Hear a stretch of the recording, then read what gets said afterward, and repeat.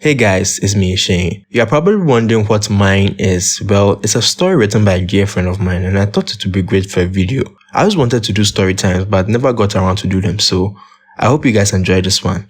It was kind of last minute, so I wouldn't have a lot of graphics for the video to make it engaging, but the ones I do have will suffice for now. Hopefully I'll complete them on the next video.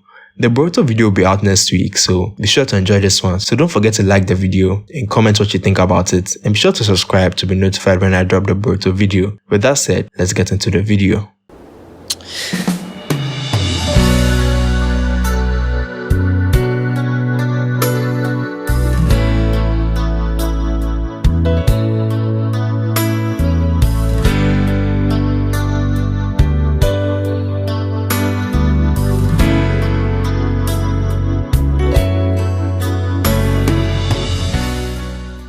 She accidentally bumped into Derek a couple of times, and each time she was prepared with more information about him. His Facebook page was quite easy to find. Guess that's what happens when you live life out loud like he did. Plus, he was geotagged in several pictures by his girlfriend Tiffany.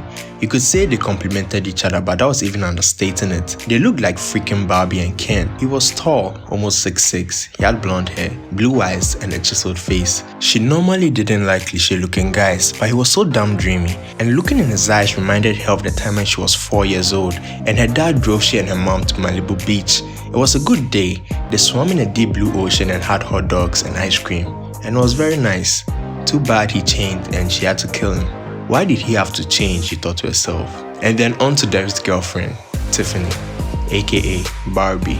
Tiffany was also blonde with green eyes, and a figure she proudly showed off at any given chance according to her Facebook page. She was a vegan and went to yoga 3 times a week. Natalie hated yoga or any form of exercise. She didn't like to brag, but she had a fast metabolism and she could eat anything she wanted without getting fat. It was actually one of the things she loved about herself. After a lot of sleuthing, she found out Derek's favorite movie was The Avengers. His favorite book was The Tempest, and he was a middle school teacher from the Bernard family, a very wealthy 5th generation family originally from Scotland. Armed with this information, she became fast friends with him. She realized that he had a twinkle in his eye whenever she'd meet him and mention the Avengers, so she went home and watched all of the movies, and honestly, she loved them. Now she could talk about the movie as long as she needed to. The very next week, he came in with Tiffany, and she was not pleased meeting Natalie, but she was obviously faking.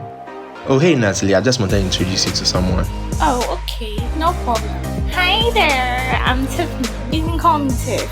Mom Pie told me about you. Aw, you're more prettier than you described. So pleased to meet you. I told him that these meetings weren't enough anymore since you guys are friends. I wanted to invite you to lunch with us over the weekend. Oh yeah, thank you. I'll be there.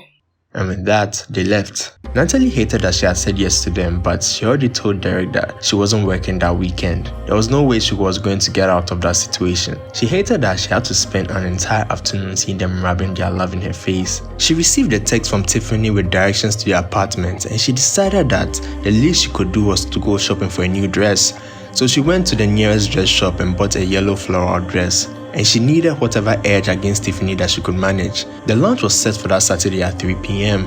On that morning, Natalie spent most of her morning soaking in a bath, and then she painted her nails and toes with blue polish to match her bag, and she did her hair in a small bun, and wore pearl earrings and a tiny pearl necklace, and then she donned her yellow floral dress and set off. She found the apartment quite easily and then went up and rang the bell and waited. And Derek opened the door, and for a minute he said nothing.